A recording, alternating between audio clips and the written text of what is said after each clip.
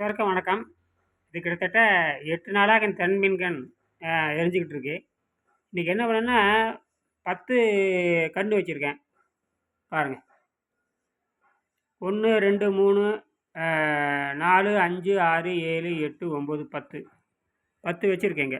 1, 2, 3, 4, 5, 6, 7, 8, 9, 10.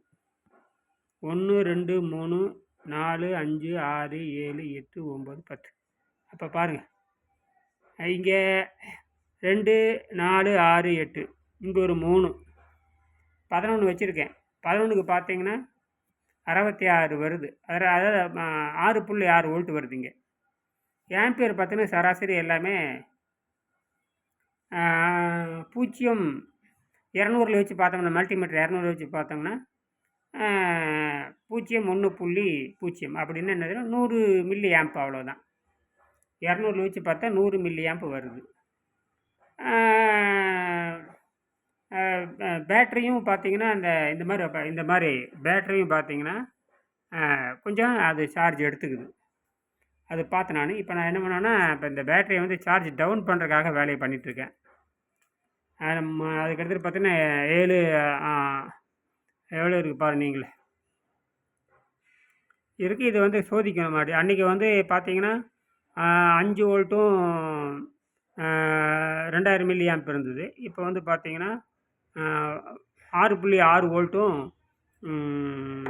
100 milli amp இருக்குது. அதனால் இது முழுமையாக சார்ஜ் இருக்கனால ஒன்றுமே காட்டலை.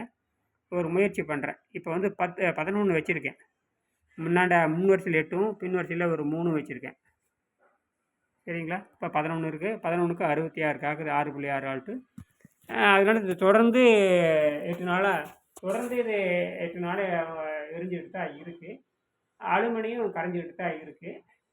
இப்போ வந்து ஏன்னா இந்த பொட்டாசியம் ஹைட்ராக்சைடு, இந்த KOHம்பாங்க இல்லையா, அது வந்து சோப்பு, அதில் நம்ம உடம்புக்கு போடுற சோப்பில் வந்து பொட்டாசியம் ஹைட்ராக்சைடு பயன்படுத்துவாங்க. அதை வந்து ஒரு 3க்கு போட்டு பார்த்தேன்.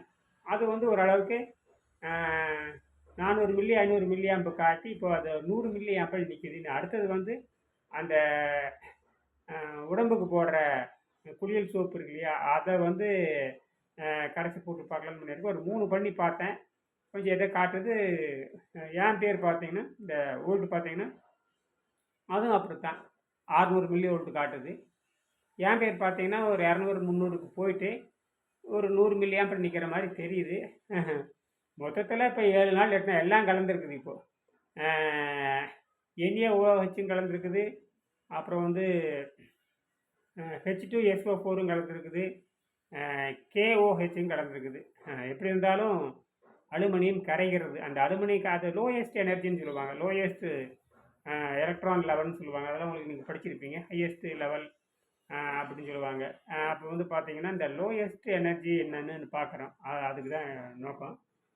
அதை நீங்கள் பார்த்துருப்பீங்க. What is an energy level அப்படின்னு கேட்கும்போது நீங்கள் படிச்சிருப்பீங்க 10ஆம் 12ஆம். அந்த எனர்ஜி லெவலில் பார்க்கும்பொழுது லோயஸ்ட் எனர்ஜி லெவலில் வந்து நமக்கு அதுதான். அதிலிருந்து நம்ம எப்படி நம்ம தொடர்ந்து மின்சாரம் எடுக்கலாம்ங்கிறது தான் கேள்வி. மொத்தத்தில் 0.6 வோல்ட்டு குறையிறதில்ல. இந்த ஆம்பியர் வந்து ஒரு அளவுக்கு ஒரு 100 மில்லி ஆம்பில் நின்றுச்சுன்னா அதை வச்சு நம்ம தண்ணீரை ஹைட்ரஜனை பிரிக்கிறது மட்டும் ஏதாவது சாதாரண வேலைகளை பண்ணலாம். கைபேசியை நம்ம வந்து முன்னேற்றம் பண்ணலாம். அதில் எந்த சந்தேகம் இல்லை. பார்ப்போம் என்ன எடுக்குன்னு பார்க்குறோம். முயற்சி பண்ணுங்க. ரொம்ப மலிவானது, எளிவானது. எல்லாரும் அது செய்யலாம். விளையாட்டாக கூட செய்யலாம். செலவெல்லாம் ஒன்றுமே கிடையாது. அதுக்கான விளக்கத்தை வந்து நான் கீழே கொடுக்குறேன். அதை வாங்கி நீங்கள் செய்யுங்க. நன்றி.